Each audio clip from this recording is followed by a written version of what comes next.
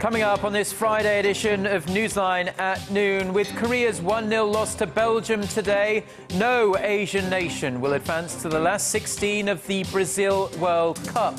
Asian teams failed to win a single group stage match for the first time in 24 years. Korea's output in the mining and manufacturing sector last month dropped by the most since the 2008 financial crisis.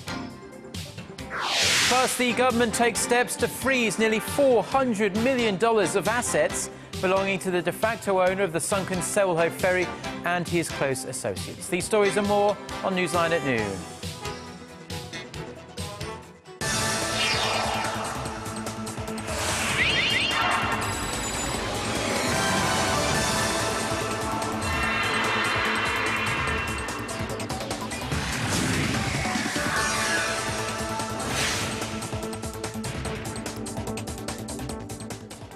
It's noon Friday, June 27th here in Korea. Thanks for tuning in live from Seoul. I'm Ju. It's very good to have you with us. I'm Mark Broom. We start in Brazil, and despite a hard-fought match, Korea unfortunately lost to Belgium 1-0 and have failed to advance to the round of 16. Definitely a heartbreaking loss for the Taeguk Warriors and, of course, the fans across the nation. For more on that and other news from Brazil, let's go over to our SJ Lee standing by. Good afternoon, SJ. And good afternoon to you guys as well. Now, with the team needing a combination of Russia winning by 1 goal and Korea winning by 2, it was actually a pretty tough task to begin with. But let's first take a look at the highlights. Of course, Korea looking very different in this match as several changes were made, including Kim Seung-kyu in as the goalkeeper and Kim Shin-wook in as the one-top. While the defense improved, no goals being scored in the first half, but just before the end of the first half, a straight red to Belgium's Defour as the first half ends 0-0. Despite being a man down, Korean offense nowhere to be seen here, while Belgium still able to score in the second half as Korea loses 1-0.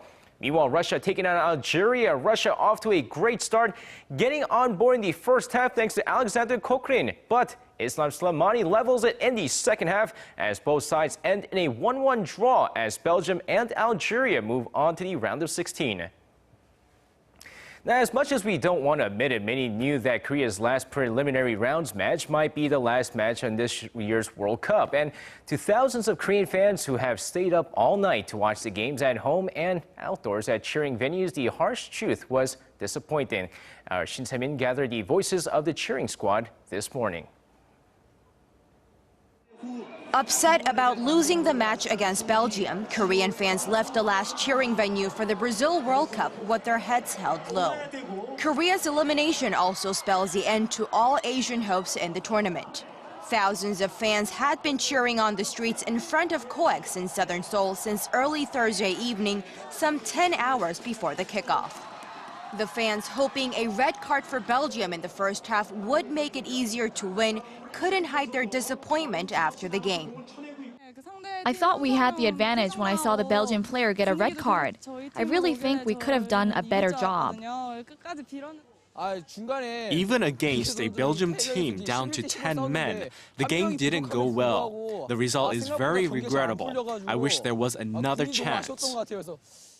The fans spent all night waiting, and pre-game K-pop performances were held at the venue to keep the early birds motivated and entertained.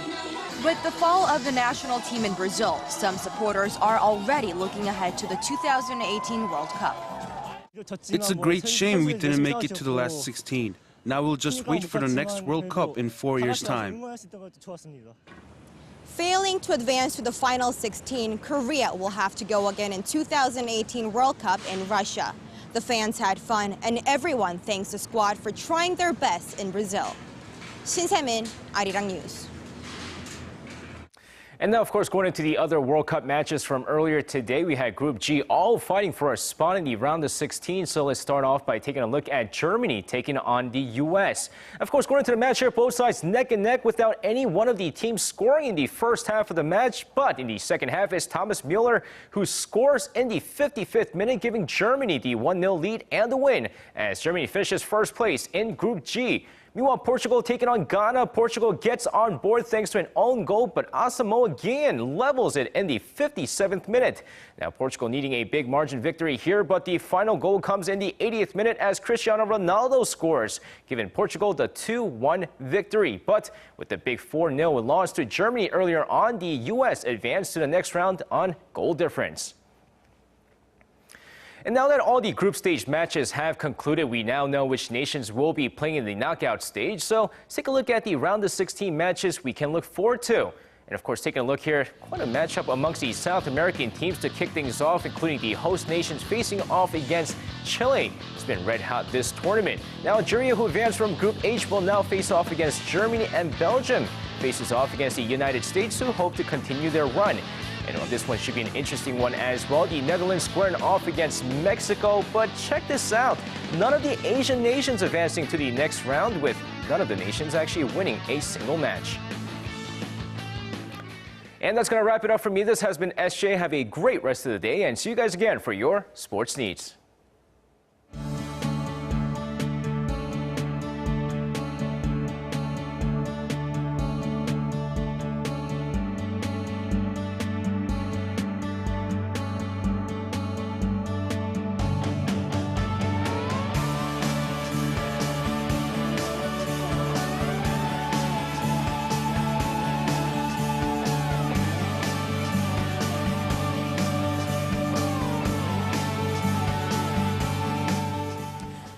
Now, in the rest of the day's news, in what has been a regular occurrence of late, North Korea launched 3 short-range projectiles into the East Sea on Thursday afternoon.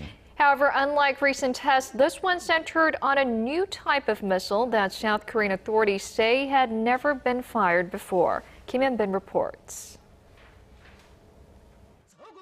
North Korea claimed Friday that the 3 projectiles it fired into the East Sea on Thursday were newly developed state-of-the-art precision-guided missiles.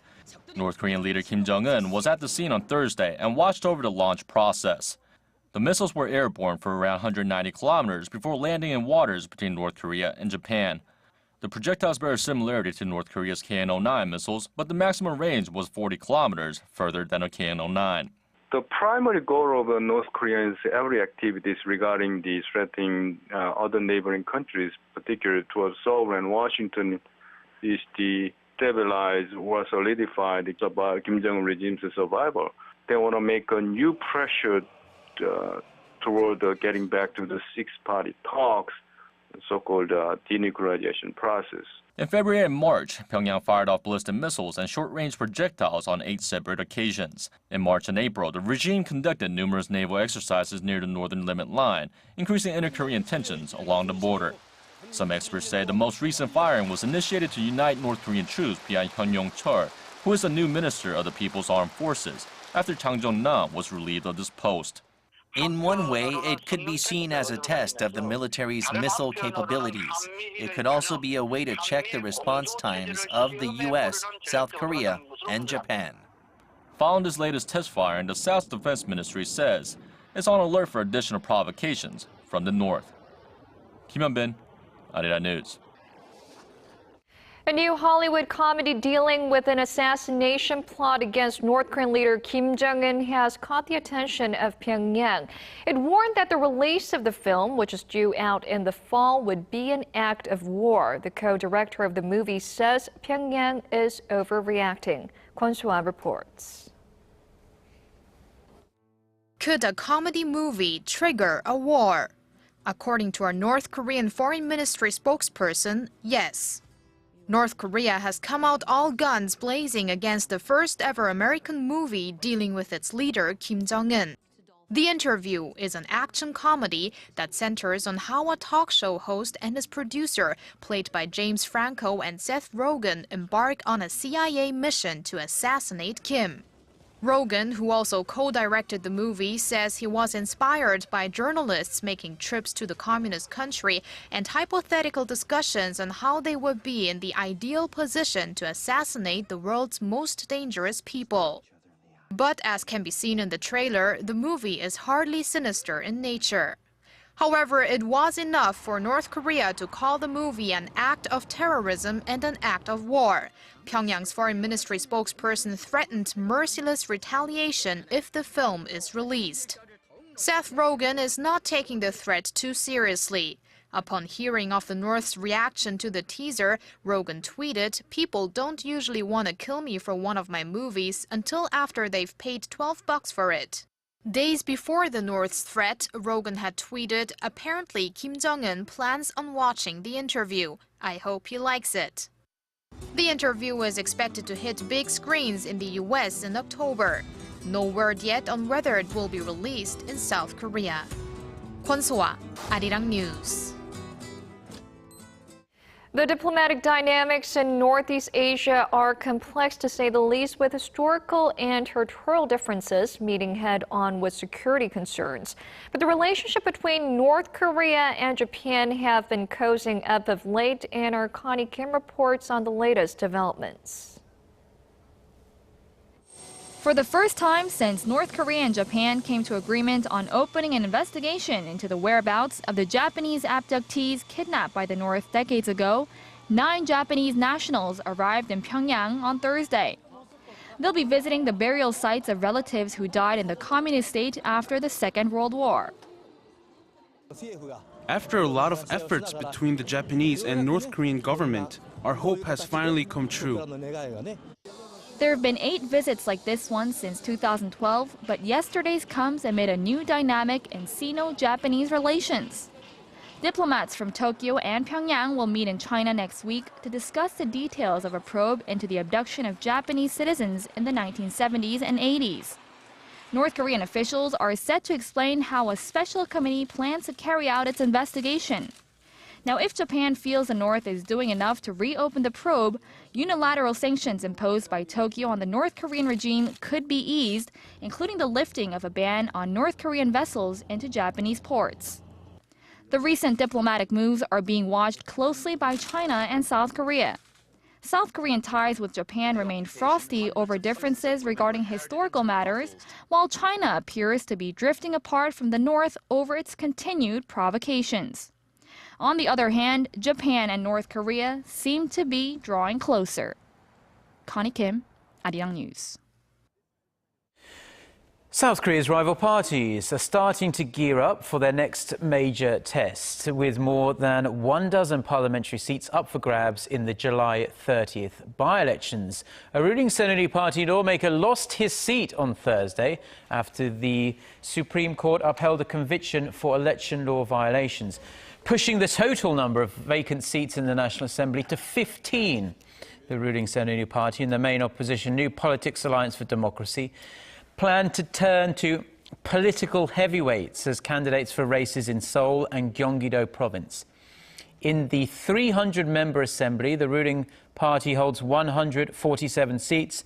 The main opposition New Politics Alliance for Democracy has 126. And 12 seats are held by minor opposition parties and independents.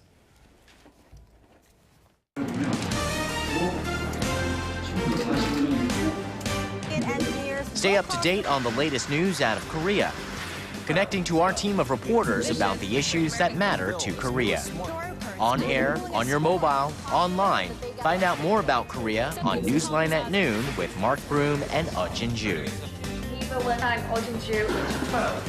Market researcher, strategy analytics, said Thursday that LG Electronics brought in about... Korea's production in the mining and manufacturing sector dropped last month by the biggest margin in more than 5 years, raising concerns of a slowing economic recovery. But analysts say it's still a bit too early to call the drop a trend. Hwang Jie tells us why.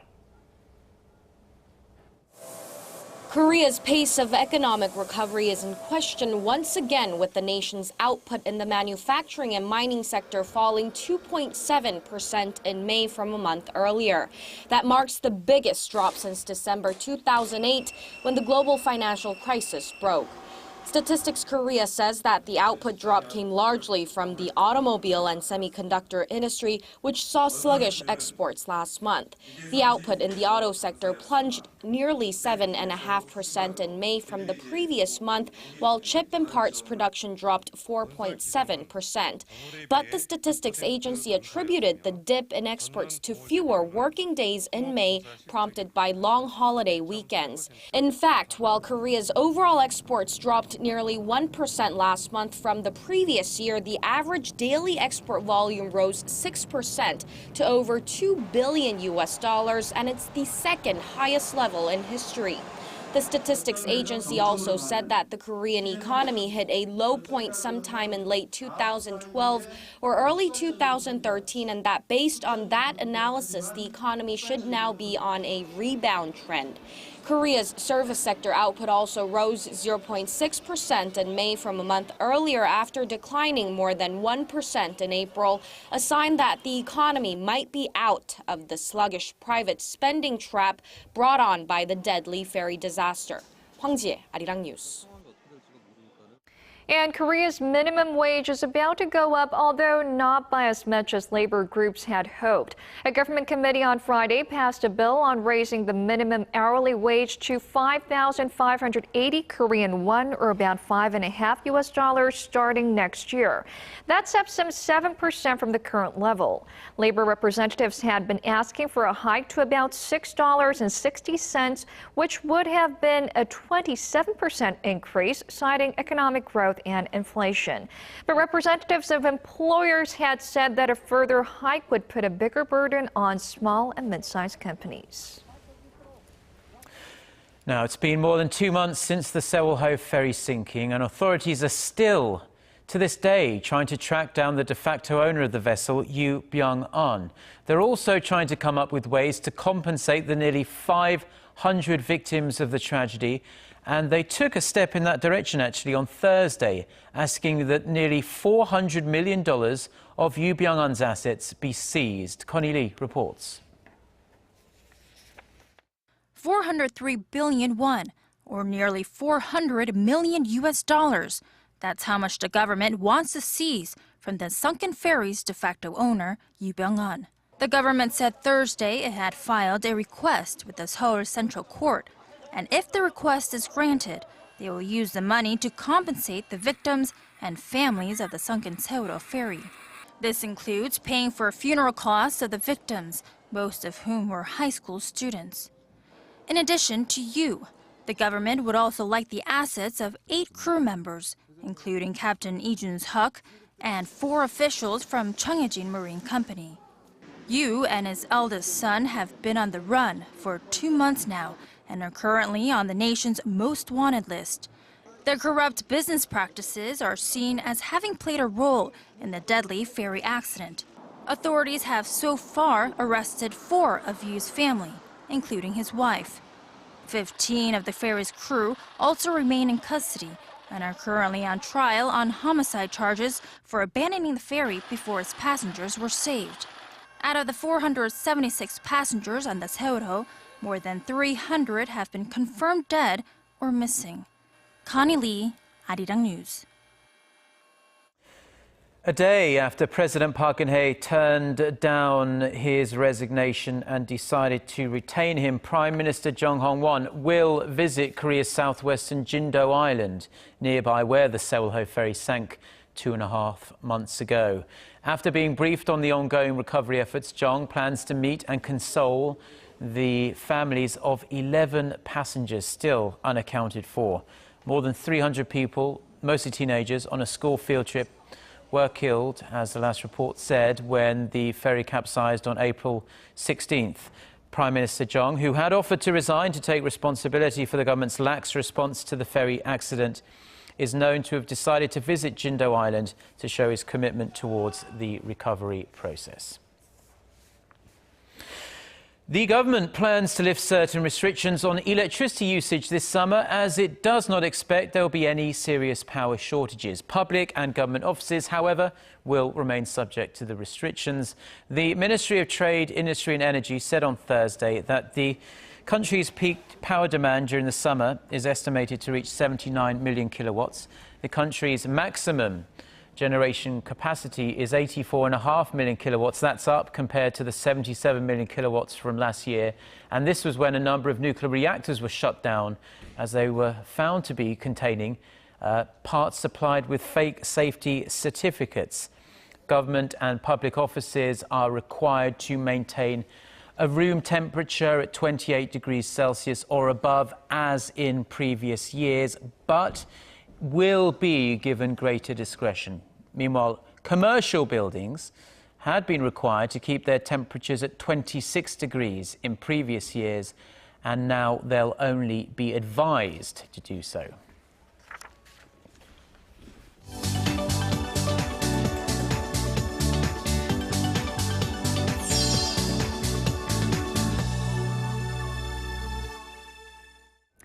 Time now for a look through the international headlines we're following this hour. For that, we turn to our Eunice Kim standing by at the News Center.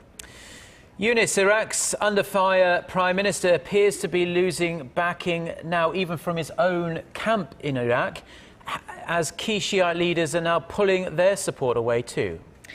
That's right, Mark. They're going so far as to call for the removal of the embattled prime minister, saying that they no longer have confidence in Nouri al-Maliki to lead an inclusive coalition government to sway Sunni support away from the sweeping ISIL insurgency.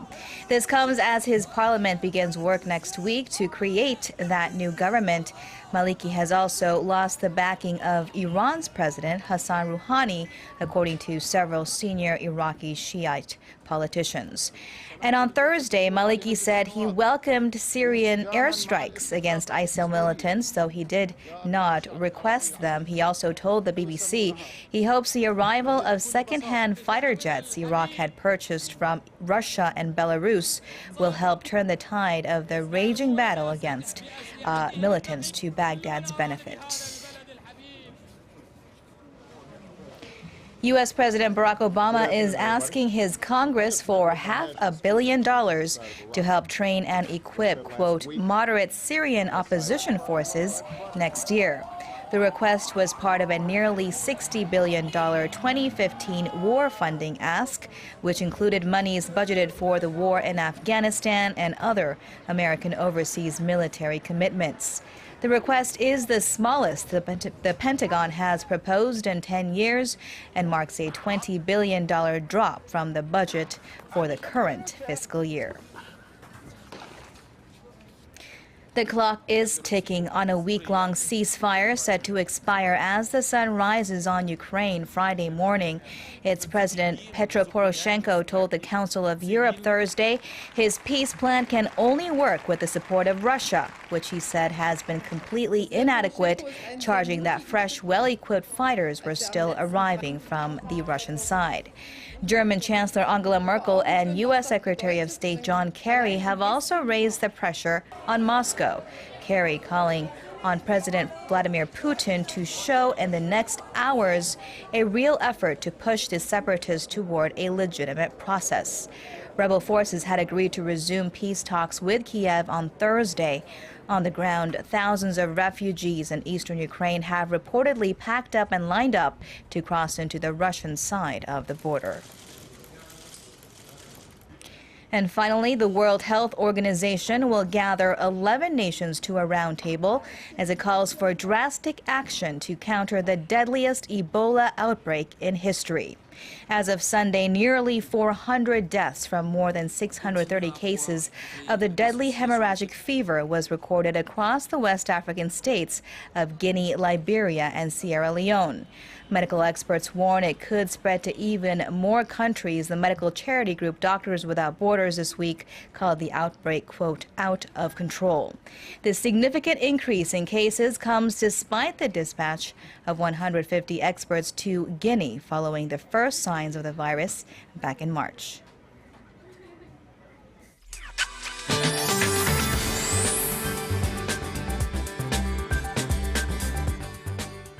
Good afternoon. The heat and humidity continues to build, and today temperatures will hover near 30 degrees Celsius across the nation. And the UV levels will be strong today, so be sure to wear a good amount of sunblock and stay hydrated by drinking plenty of water.